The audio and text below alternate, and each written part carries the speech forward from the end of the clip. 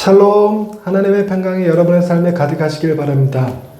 경부고속도로를 달리다 보면 표지판에 아시안 하이웨이라고 쓰여져 있는 표지판을 가끔 볼 수 있습니다. 그 표지판 밑에 그 고속도로를 통해서 갈 수 있는 나라들이 터키, 유럽 여러 국가들이 러시아를 포함해서 쭉 쓰여져 있지요. 근데 아직은 막혀 있습니다. 지금 북한이 가로막고 있기 때문에 우리가 그 고속도로를 타고 유럽으로 갈 수는 없어요. 그러나 그 문제만 해결되면, 북한이 그 길만 열어주면 유럽까지 자동차를 타고 갈 수 있는 날이 올 거라는 거죠. 그 일이 언제 실현될지는 모르겠지만 실현됐으면 참 좋겠다는 생각이 들기는 합니다.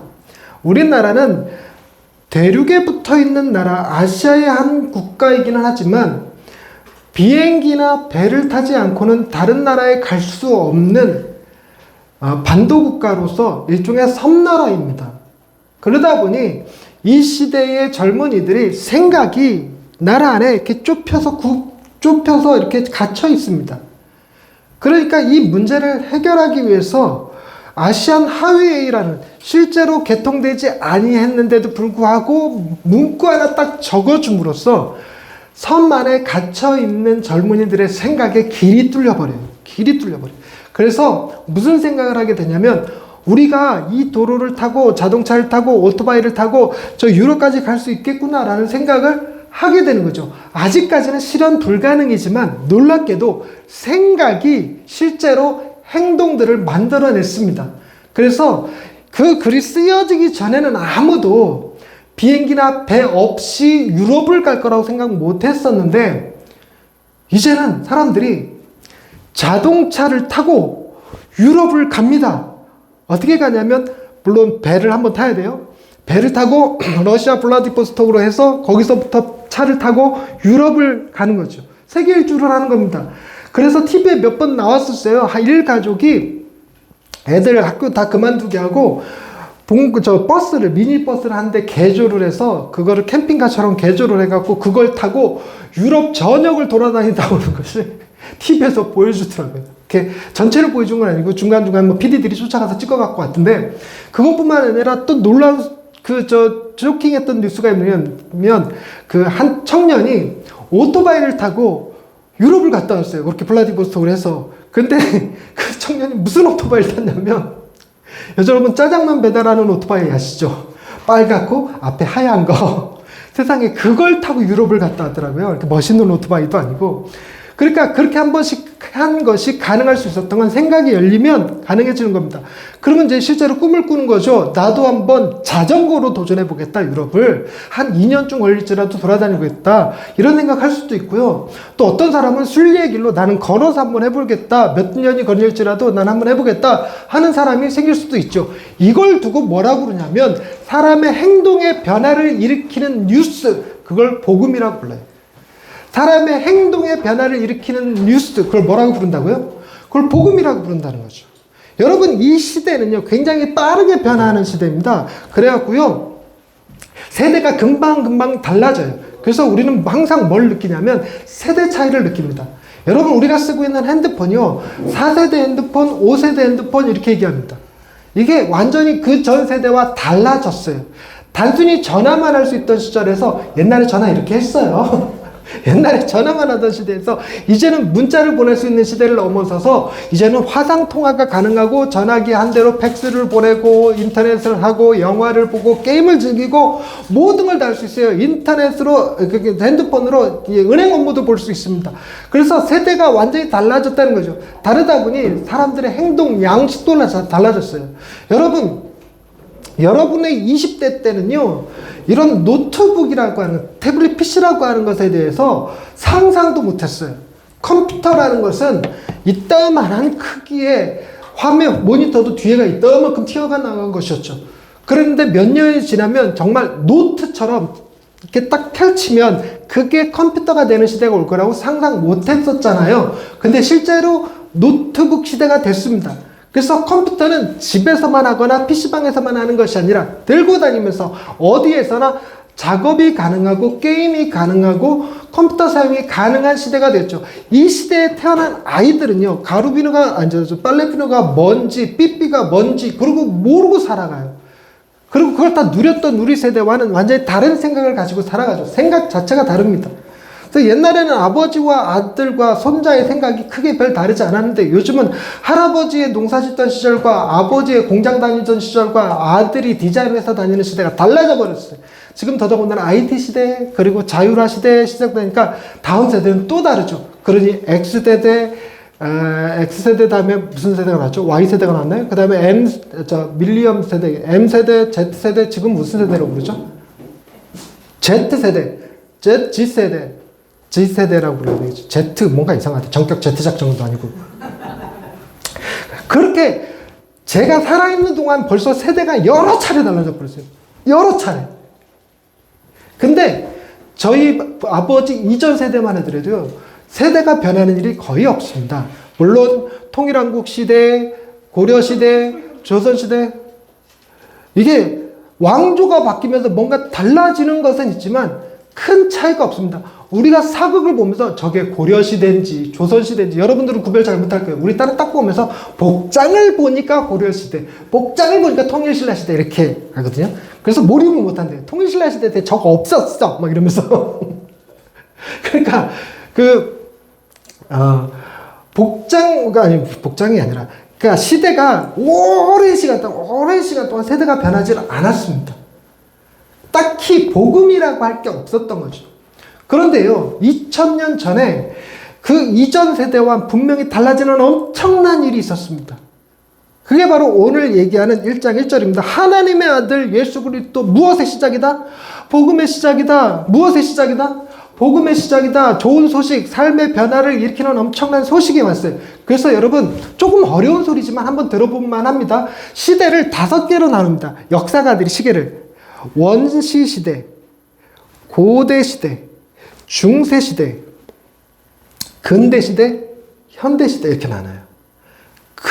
중세에서 근대를 거쳐서 현대를 넘어오는 데는 굉장히 짧았지만 원시 시대는 엄청 길었어요. 원시 시대를 거쳐서 고대 시대를 등장합니다. 불이 발견되고 농사가 시작되고 나라가 세워지기 시작합니다. 그러고 나서 중세 시대로 넘어가죠.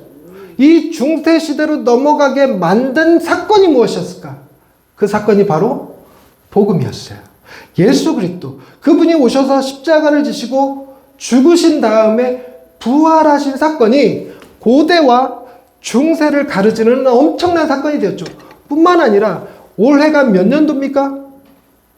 2023년도. 1년 동안 2023년을 살았는데도 아직도 몇 년도인지 모를 때가 있죠. 저도 가끔 이렇게 날짜를 적어야 될 때 몇 년도였지? 이럴 때가 있어요. 네. 근데 어찌됐건 간에 지금은 AD 2023년입니까? BC 2023년입니까? BC. 인류 역사를 AD와 BC로 나누는 엄청난 사건, 복음. 그분의 오심이거든요. 그러니까 엄청난 변화가 일어났어요. 삶에 놀라운 변화가 일어났습니다. 예수 그리스도께서 그분이 오셔서 십자가에 죽으시고 부활하신 사건이 없었다면 사람들은 이 세상에서의 삶이 전부라고 생각하고 살아갈 수도 있었습니다. 부활을 믿지 않았던 거죠. 근데 실제로 인류 역사 한복판에서 누군가의 부활이 사람들의 생각에 엄청난 변화를 일으켰습니다. 그 사람은 도대체 어떤 사람이었는가? 오늘 본문 말씀해 보니까 하나님의 아들 예수 그리스도였다라고 표현합니다. 사람들이요, 그때 당시만 해도 모든 사람이 다 신이 있다라고 생각하던 시절이기는 했습니다만, 예수님이 오시기 바로 500년 전에 인류 역사 가운데 어떤 일들이 벌어졌냐면요, 그리스에서 탈레스라고 하는 철학자가 등장을 해서 모든 만물의 근원은 물이다 라고 말하는 일대 혁신이 일어났습니다. 그때 당시에 모든 사람들이 다 모든 만물의 근원은 신이다 라고 믿었던 거거든요. 그랬는데 신이 아니고 물이다 라고 얘기했습니다. 모든 만물의 근원은 물이다. 그 얘기를 해서 신을 배제한 학문을 하기 시작했다고 해서 그걸 철학이라고 부르고, 철학의 시작이 탈레스로부터 시작됐다고 해서 탈레스를 철학의 아버지라고 불러요. 그 뒤로 여러분들이 너무나도 잘 아시는 소크라테스, 아리스토텔레스, 그 다음에 철학자 한 명 이름 더 들리는데 생각이 안 나네. 플라톤에 이르기까지 인간이 신을 배제한 생각들을 살아갈 때 동양에서도 비슷한 일이 벌어졌어요. 시기가 비슷해요. BC 500년경에 공자가 딱 나타나더니 모든 관계의 시작은 아버지와 아들로부터 시작된다. 이렇게 시작해요. 신과 인간의 관계가 아니라 아버지와 아들의 관계. 여기서부터 효가 중요하고 이웃세력의 예를 지켜야 되고 국가의 충을 지켜야 된다. 이게 유교였거든요. 이런 유교 사상의 공자가 있었고요. 뿐만 아닙니다. 유럽에서 탈레스, 소크라테스, 아리스토텔레스 나와갖고 활동할 때 동양에서 공자님께서, 맹자님께서 공자, 맹자, 순자, 묵가, 노자에 이르기까지 인간 철학에 대해서 동양 철학과 서양 철학을 이룰 때 인도에서 비슷한 시기에 천상천하 유아 독존이라고 외치면서 태어났던 한 분이 계셨으니 고타마 시타르타. 그분을 두 글자로 뭐라고 부른다? 부처님께서 태어나셨어요. 그래서 부처님께서 사람들의 삶에 대해서 이야기하기 시작했죠. 근데 탈레스든 소크라테스든 공자님이든 그 다음에 부처님이든 자기를 신이라고 얘기한 사람은 없었습니다. 위대한 스승들인 건 맞아요. 위대한 스승들인 건 맞지만 자기를 신이라고 얘기하진 않았습니다. 더더군다나 인간들을 신의 자녀, 신의 아들들로 표현하지 않았습니다. 신을 배제한 철학을 했죠. 불교를 여러분 종교라고 생각하기 쉬운데 아닙니다. 철학에 가까운 거예요. 신을 얘기하는 게 아닙니다. 불교는. 여러분이 알고 있는 건 힌두교랑 섞인 거예요. 부처님이 신이 되셨다. 그럴 수도 있지만 열반에 드신 겁니다. 모든 건 다 색즉 시공 공즉 시색이에요. 다 거기에 들어가 있는 거예요. 뭔 얘기하고 있는 거야? 그럴 때 500년 후에 서양과 동양과 인도에서 사람들이 신을 배제한 생각을 하기 시작하고 나서 500년 뒤에 예수 그리스도께서 딱 이스라엘에, 예루살렘에, 베들레헴에, 마구간에 딱 태어나시는 이 사건으로 인해서 신을 배제한 생각이 아니라 신이 실제로 계시다. 그분이 누구다? 하나님이시다. 그리고 신의 아들이신 예수 그리스도께서 이 땅에 오셨다. 신이 직접 이 땅에 오셨다. 그 전까지만 해도 왕들이 자기네가 신의 아들이라고 주장했는데 다 개뻥이었던 거예요. 진짜 신은 하나님이었고 만물을 지으신 이는 하나님이셨고 그 하나님의 진짜 아드님께서 이 땅에 오셨고 그 아드님이 우리의 모든 죄를 용서하시고 우리를 구원하시기 위해 십자가를 지신 사건, 그 사건이 복음이었거든요. 그래서 우리를 신에게서 떼어놓아서 생각하게 만들었던 철학 한복판에서 예수님께서는 뭐랬냐면 너희가 바로 그 신의 아들들이 되었다라고 말씀하시는 사건이 벌어진 거죠. 그런데 소크라테스, 고타마 시타르타, 공자의 등장으로 인류 역사가 변화가 일어난 게 아닙니다. 엄청난 사건이기는 하지만 삶의 위대한 변화를 만들어내지 못했어요. 그러나 예수 그리스도 그분은요, 우리를, 인간을 하나님의 아들이라고 하는 것에 갖다 붙임으로써 인류 역사에 일대 어마어마한 변화를 일으켰어요. AD와 BC로 나눌 만큼의 엄청난 변화를 일으켰어요. 고대 시대와 중세 시대로 나누는 엄청난 변화를 일으켜버렸습니다. 실제로 우리가 지금 누리고 있는 다양한 시스템, 민주주의, 자본주의, 철학, 이 모든 것들의 근본이 어디서부터 오냐면 바로 이 성경에서부터 와요.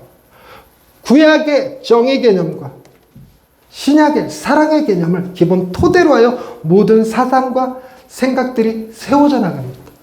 그리고 실제로 우리가 그걸 누리는 거죠. 다른 사람을 괴롭히면 안 되고, 섬겨줘야 되고, 도와줘야 되고, 나눠야 되고, 함께 즐거워하고, 함께 대항해야 되고 하는 모든 것들의 개념이 바로 이 성경에서부터 나온다는 겁니다. 우리가 영화를 보든, 그림을 보든, 혹은 책을 읽든 뭔가의 감동을 받고 뭔가 기쁨을 누린다면 그 안에 대개 예수 그리스도 그분의 모형적인 개념들이 들어갑니다. 부활의 개념, 희생의 개념, 위대한 사랑의 개념들이 들어가주면 우리가 감동을 느껴요. 그게 어디서 나오는 거냐? 바로 복음에서 나온다는 거예요. 바로 그분이 오셔서 뭐가 시작되는가? 복음이 시작되었다는 것입니다. 복음이 시작되었다는 거예요. 여러분, 고속도로에 아시안 하이웨이가 생김으로써 우리가 무엇을 해야 된다는 게 아닙니다.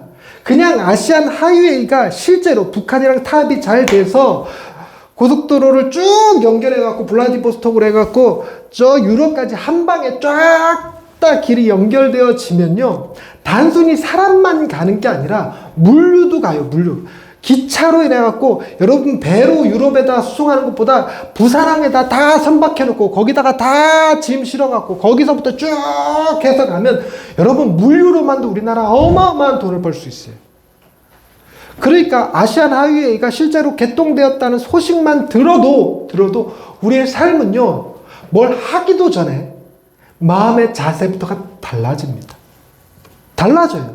생각이 달라집니다.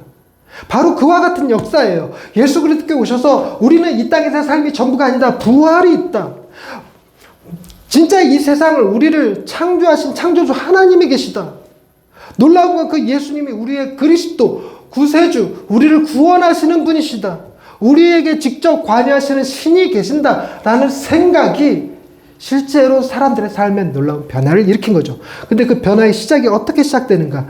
여러분, 마가복음 1장 1절에서 하나님의 아들 예수 그리스도 복음의 시작이다라고 말하면서 누구 먼저 딱 언급하냐면 세례 요한부터 언급합니다. 세례 요한은 선지자 이사야의 글에 예언되었던 사람이라는 겁니다. 선지자 이사야의 글에 광야에서 외치는 자의 소리가 있을 거라는 거예요. 여러분, 광야에서 외치는 자가 있다는 게 아니라 외치는 자의 소리가 있다는 겁니다.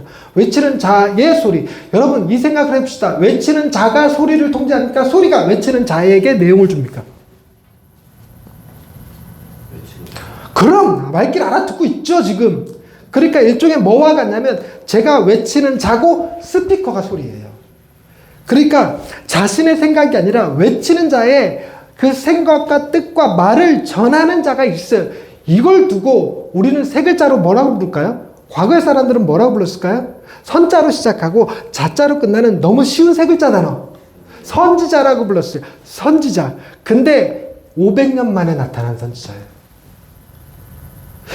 이스라엘이 말라기 선지자 이후에 선지자가 없었습니다. 하나님의 말씀이 이스라엘 백성 가운데 들려지질 않았어요. 그랬는데 드디어 선지자가 한 명이 등장을 한 겁니다. 구약에 예언되었던 바로 그 선지자가 등장하는 거예요. 그것 자체로 이스라엘 백성들에게는 굉장히 놀라운 일이 벌어진 겁니다. 하나님이 우리를 잊지 않으셨구나. 하나님이 우리에게 드디어 말씀하시기 시작하셨구나 라고 하는 엄청난 경험을 하는 거죠. 우리 아버지도 기다렸고 할아버지도 기다렸으나 만나지 못했던 그 선지자를 드디어 우리는 만나는구나. 근데 그 선지자가 어떤 일을 하는가? 3절 말씀, 광야에 외치는 자의 소리가 있을 때 너희는 주의 길을 준비하라. 그의 오실 길을 곧게 하라. 여러분, 다음 주에 저희가 사김의 교회 성도님들과 함께 연합 예배를 드리게 될 것입니다. 근데 사김의 교회 성도님이 오시니까 여러분 좀 신경 써야 될 게 몇 가지 있지 않겠습니까? 좀 정리에서부터 청소 이런 거 조금 더 신경 써야 되겠죠. 그런데 사김의 교회 성도가 아니라 우리가 군주 정치인데 왕이 오신다 생각하면요, 아마 저 앞에서부터 길을 닦을 거예요. 길을 새로 포장할 겁니다. 이게 바로 이 표현입니다. 주의 길을 준비하라. 그의 오실 길을 곧게 하라. 이 얘기가 뭐냐면 왕이 오신다. 왕이 오실 길을 준비하라. 길을 우리가 쓰다 보면요, 좀 이렇게 파이는 데도 있고요, 좀 이렇게 길이 삐뚤삐뚤한 데도 있잖아요. 그러니까 그것들을 평탄하게 하는 겁니다. 주의 길을 평탄하게 하고 마차가 달릴 수 있게 편안하게 부드럽게 달릴 수 있도록 하고, 그러니까 큰 돌들은 제거해 놓고 뭐 좀 고운 길을 좀 만들고, 그리고 이렇게 삐뚤삐뚤하면 멀미 나니까 그 일직선으로 바로 뚫어버리고 이런 일들을 하는 거죠. 그러니까 이 메시지 자체가 뭐냐면 선지자가 뭘 예언했냐면 광야에서 외친 자가 오면 그 뒤를 위해서 누가 오실 거라고 예언한 거냐면 너희에게 왕이 올 거라고 얘기한 거예요. 왕, 다윗과 같은 왕이 올 거라고 했죠. 이스라엘 백성들이 바로 그걸 기다렸던 거거든요. 거거든요. 다윗과 같은 왕이 오시기를 기다렸던 거예요. 그런데 4절 말씀에 세례 요한이 그 예언된 사람이었는데 세례 요한이 광야에 이르러서 죄사함을 받게 하는 회개의 세례를 전파하기 시작합니다. 죄사함을 받게 하는 회개의 세례, 즉 왕이 오신다고 그럴 때 그 왕을 맞이하는 법은 진짜로 도로를 정비하는 게 아니라 그분을 맞아들이는 우리의 마음의 상태를 바꾸는 걸 얘기해요. 그래서 그 메시아를 기다렸던 사람들 중에 어떤 사람들은 광야로 나가서 자기들만의 성결한 삶을 살겠다고 했던 공동체 그룹이 있었어요. SNF라고 그러는데 그 사람들은 결혼도 안 하고 죄를 범하지 않으려고 순결한 하얀 천으로 만든 옷을 입고 그러고 살았어요. 그러니까 결혼을 안 하는 바람에 자연 도태되고 없어져 버린 공동체기는 하지만 어찌됐건 그때 당시 사람들의 가슴에 무슨 열망이 있었냐면 이 왕이 오실 것에 대한 열망이 있었는데 그 왕은 신의 아들이니까 우리가 죄로 더럽혀진 존재가 되어서는 안 될 거라고 생각했던 거죠. 여러분 너무나도 쉽게 여러분 다음 주에 우리가 사김의 교회 성도들이 오는데 지각하면 될까요? 안 될까요? 기본적으로 요건 좀 이렇게 청소는 제가 알아서 할 테니까 늦지나 좀 마세요 이렇게 말할 수 있죠. 그리고 또 하필이면 다음 주가 저희 어머니가 식사 당번이시더라고요. 그래서 어머니께서 식사 준비를 더블로 하실 겁니다. 예, 어쩌면 여러분들 가운데 자원하는 분이 있어서 저 김밥 30개 중에 15개는 저희가 준비할게요 이래주시면 이제 조금 어머니가 짐이 좀 더시겠지만 예, 귀 있는 자는 들을지어다. 근데 어찌됐건 간에 그런 정도의 준비는 합니다. 그리고 또 하나 좋은 옷을 입고 오라는 건 아니에요. 깨끗한 옷을 입고 오라는 거죠. 깨끗한 옷. 그리고 깨끗한 옷까지 아닐지라도 눈곱은 떼고 오세요. 눈곱은. 그죠? 그걸 말하는 거죠. 최소한 손님이 오면 세수 정도는 하잖아요. 누구는 세수 안 했으니까 모자 쓰고 마스크 쓰고 그리고 이제 슈퍼도 갔다 오고 오늘 아침에 누가 그러고 돌아다니던데 어찌됐건 기본적인 예의라는 게 있으니까. 그러니까 주님이 오시는데 왕이 오시는데 그것도 하나님의 아들이 메시아가 오시는데 더러운 영혼의 상태로는 안 된다. 죄사함을 받아야 된다. 그랬는데 여러분 구약에서 죄사함을 받는 방법은 짐승을 하나님 앞에 드리는 번제를 통해서 가능했어요. 희생 제물을 가지고 성전에 가서 자신의 죄를 고백하고 뒤집어 씌운 다음에 그걸 다 불태워서 머리 위에 뒤집어 쓰는, 그래서 죄를 뒤집어 쓰는 방식으로 죄사함을 받았습니다. 근데 그 방식은요 여러분 상징이잖아요. 짐승이 나 대신 죽었다. 그래서 그 죄를 내가 뒤집어 쓰므로 그래서 내 죄가 용서받았다라는 개념이었습니다. 상징이었습니다. 실제로 그 어린 양이 되실, 희생 제물이 되실 분이 오시는 건데 그런 방식으로 주님을 기다리기에는 사람들이 너무 가난해요. 로마의 압제로 살아가고 있어요. 그리고 이때 헤롯 일당과 이 정치와 결탁해버린 사두개인들, 제사장들 때문에 고혈을 빼앗겼죠. 세리 그룹들이 있어갖고 뭐 인두세든 무슨 세든 온갖 세금을 다 부과해갖고 아주 그냥 등골 쫙쫙 빼먹었습니다. 쫙쫙. 그러니 너무 가난하고 힘든 사람들은 광야로 나가버렸고 저 빈민촌으로 들어가버렸고, 그런 사람들에게 있어서는 메시아가 온다 할지라도 그를 위해서 죄사함을, 자신의 정결함을 만들어서 기다리는 일이 쉽지 않아요.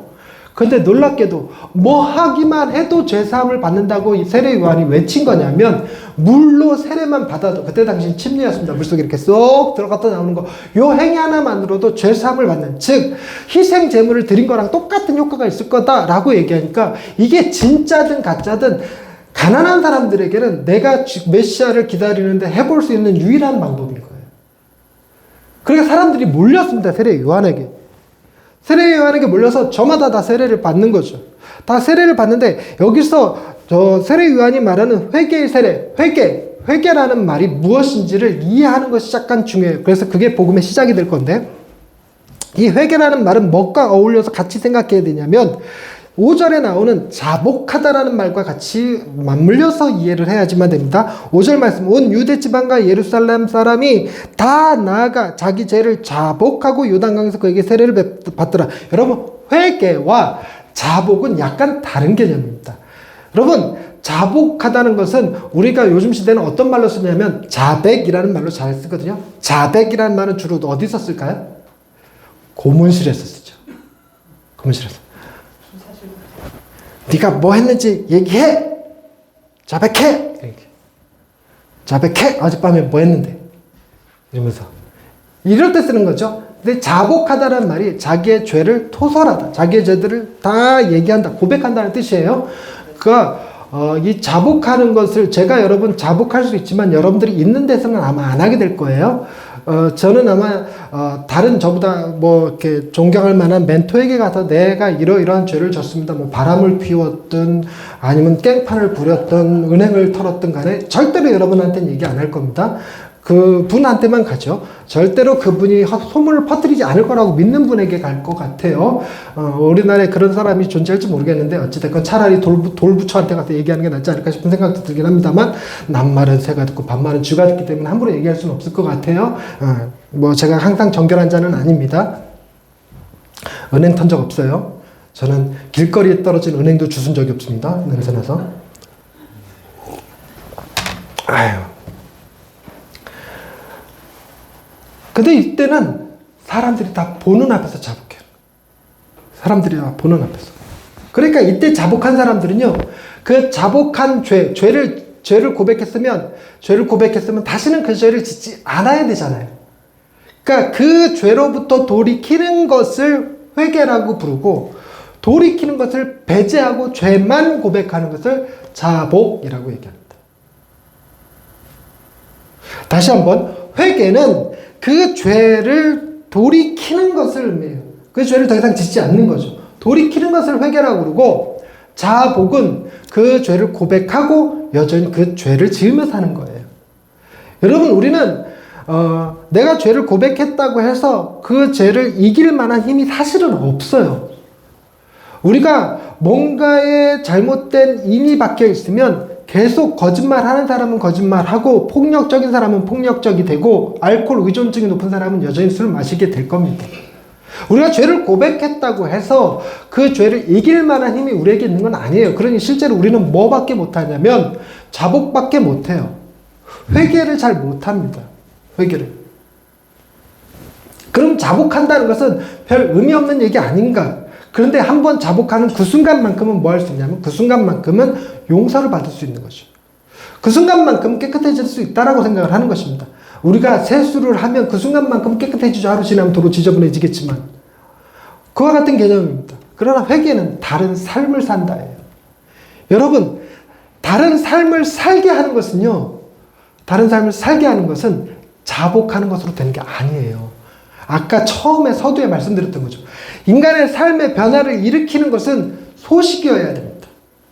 삶의 변화를 일으키는 어마어마한 소식이어야 되죠. 고대시대를 중세시대로, BC를 AD로 바꿔놓을 만한 엄청난 소식이어야 합니다. 그게 회개가 가능케 되는 것이죠.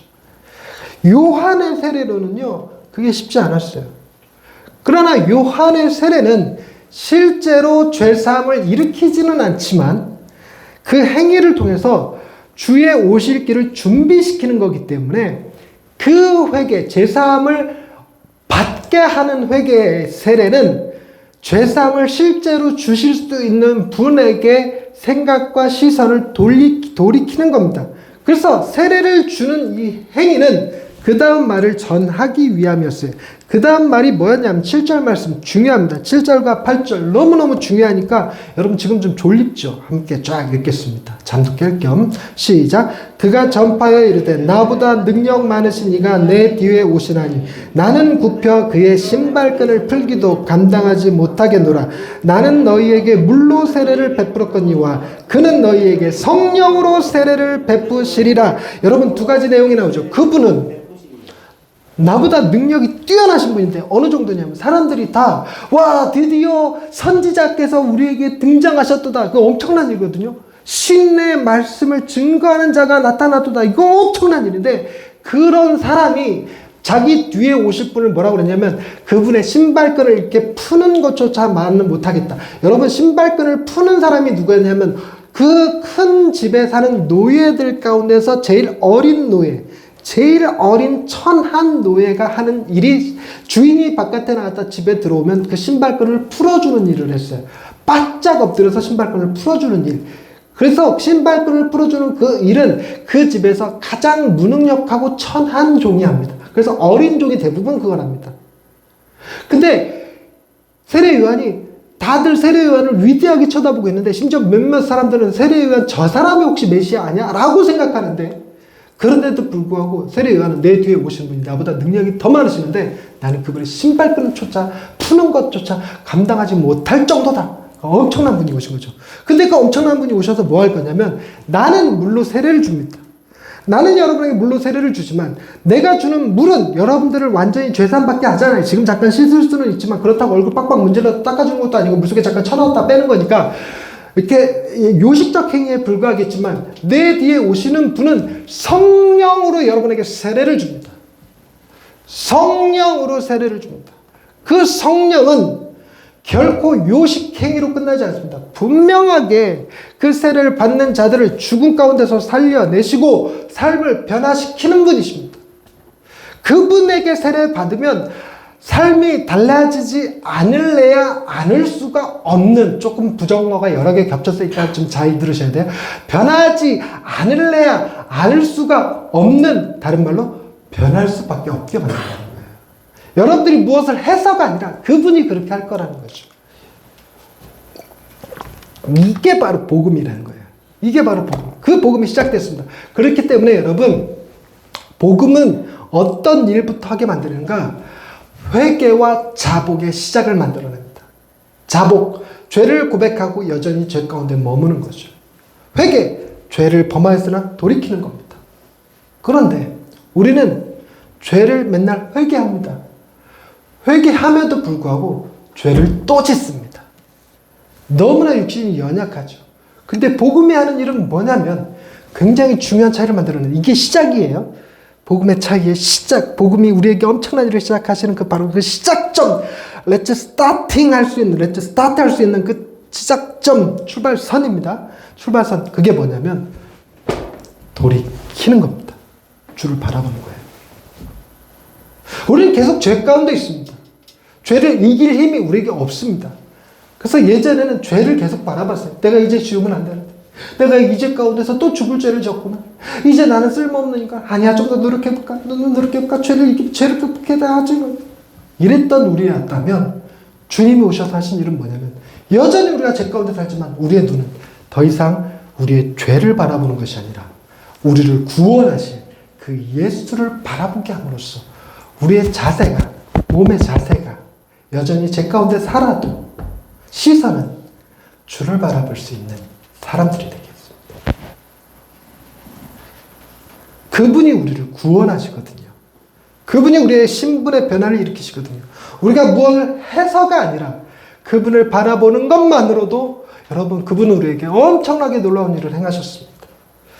여러분들이 예수를 믿기 전과 믿든 후가 분명히 다른 삶이었을 것입니다. 무엇을 해서가 아니라 여러분이 때때로 가끔은 주님을 바라보기 때문이었던 거죠. 성령님께서 여러분의 삶을 변화시키셨어요. 비록 완전히 성화되어서 거룩한 의인이 된 건 아니지만 그러나 돌이켜보면 옛날 그 철딱선이 없었던 그때의 모습으로 남아있지는 않습니다. 조금은 변했어요. 그리고 완성되어져 가고 있습니다. 그 일을 누가 하실 거냐면 성령님께서 하실 것이기 때문에요. 그래서 우리는 그 주님을 바라보는 것으로 복음이 시작된다는 사실, 그리고 그 복음이 중세를 고대로부터 갈라놓듯 BC를 AD로부터 갈라놓듯 우리의 삶이 과거와는 분명히 다른 삶으로 바꿔가실 것입니다. 그리고 그 삶은 하나님의 통치를 실현하는 천국이 될 것입니다. 주님이 이제 곧 오십니다. 말이 이상하다. 주님이 곧 오실 겁니다. 이제 재림의 주께서 곧 오실 겁니다. 우리 그분을 기다리는 마음으로 크리스마스를 지키죠. 몇 주 안 남았습니다. 다음 주에는 사귐의 교회랑 함께 그 기다림의 시간을 가질 겁니다. 기다림의 시간, 이 시간만큼에서는 우리가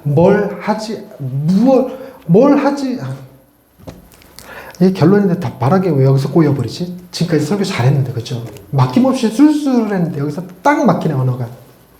특별히 뭘 하지 않더라도 이거 하나만큼은 대림절 기간에 하셔야 하고 하실 수 있고 하시게 되기를 바랍니다. 그게 뭘까요? 주님을 바라보는 것입니다. 주님을 바라보는 것입니다. 아기 예수의 모습을 바라보시듯 재림의 주를 바라보시듯 그 주님을 바라보는 예양의 성도들이 되시기를 바랍니다. 하나님은 여러분들의 삶을 바꾸기 위하여 여러분들의 시선을 죄 가운데서 그분에게로 돌이키게 하시려고 우리에게 예수, 아기 예수를 허락하셨습니다. 기도하십시다. 하나님 아버지, 우리 삶의 놀라운 변화는 그리스도를 바라봄으로부터 시작된다는 것을 고백했습니다. 세상의 많은 문제들, 그리고 세상의 많은 유혹들 앞에 우리의 시선은 너무나 쉽게 빼앗깁니다.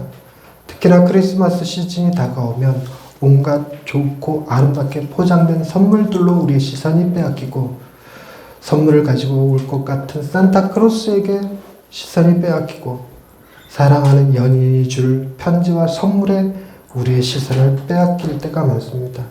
연말입니다. 술자리도 많고 회식자리도 많아서 여전히 주님을 바라보지 못하게 만드는 다양한 일들이 우리 삶에 많습니다. 그럼에도 불구하고 우리의 변화는 그것들을 거부하는 것이 아니라 그것들 가운데 있더라도 시선은 주님을 바라볼 수 있는 사람들임을 기억합니다. 주여, 함께 먹고 마시고 선물을 주고받으며 기쁨을 누릴 때 우리의 시선은 주님을 향할 수 있게 하여 주옵소서. 주님 바라봄으로 진정한 크리스마스의 기쁨을 누리는 예양의 식구들이 되게 해 주옵소서. 예수님의 이름으로 기도드립니다. 아멘.